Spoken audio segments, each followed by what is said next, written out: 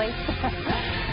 Well, Super Tuesday, it is a big day in the U.S. presidential election, but is it really a make or break day? Here to talk about that, the history of Super Tuesday, is former U.S. Congressman, 2008 Democrat presidential candidate, and Fox News contributor Dennis Kucinich. Thank you so much for getting up early with us. Good morning. So we have heard this throughout the previous weeks, and we'll hear it no doubt many times today. Is it really make or break? And what does history tell us? Well, at this point, in this particular race, by the end of the day, 25% of delegates will be chosen. Make or break day, I think, is going to be March 15th, when you have states like Florida, Illinois, Ohio, North Carolina, and Missouri. And by then, 50% of the delegates will have been chosen. Mm-hmm. We'll have a pretty good idea by the 15th of March, that who the nominees will be of both parties. Yeah, you just mentioned March 15th. I'm going to ask you flat out, do you think John Kucinich will win Ohio? John Kucinich is going to. It's okay. Sorry. It's my cousin. John Kucinich is in a very good position to win Ohio. But let's face it, Donald Trump is a national phenomenon. He is going to be contesting with John Kucinich in Ohio, with Marco Rubio in Florida, and with Ted Cruz in Texas. So Rubio, Florida, not a shoo-in either? No, I don't think so. What Donald Trump has demonstrated is an ability to bring new people into the process, much the same way that Bernie Sanders has. And we're finding also that some of those people happen to be Democrats.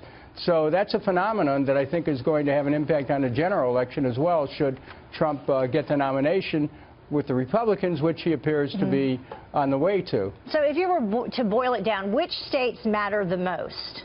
Well, today you have to keep your eye on Texas. Cruz needs 50% of the vote in order to basically take most of the delegates. If he falls below 50%, there's be a proportional distribution, and it will not be as good for Cruz. Keep your eye on the Democratic side on Massachusetts. That's been kind of a jump ball.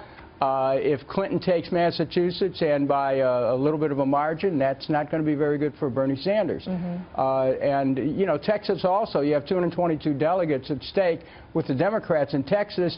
At this point, Hillary Clinton is poised to have a solid victory there, but we'll see. I mean, Bernie Sanders has a powerfully motivated base, which has been helping to finance his campaign as well. He's going to be in this campaign all the way to the convention, no question about it. I actually almost threw you into the campaign when I referenced your last name just a few minutes ago. What would you do if you were in this race? You ran back in 2008. I've got to get your take on how this has been going. Well, I ran in 04 and 08. 04, I took it all the way to the convention.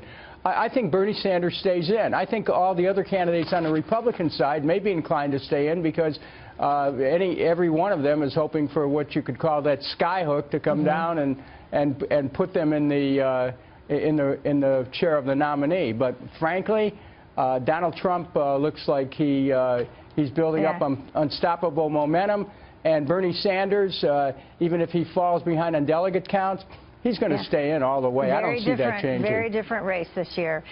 Former U.S. Congressman of Ohio, Dennis Kucinich, thank you so much for joining us again. We always like having you here. I appreciate being on. Thank you. See you later.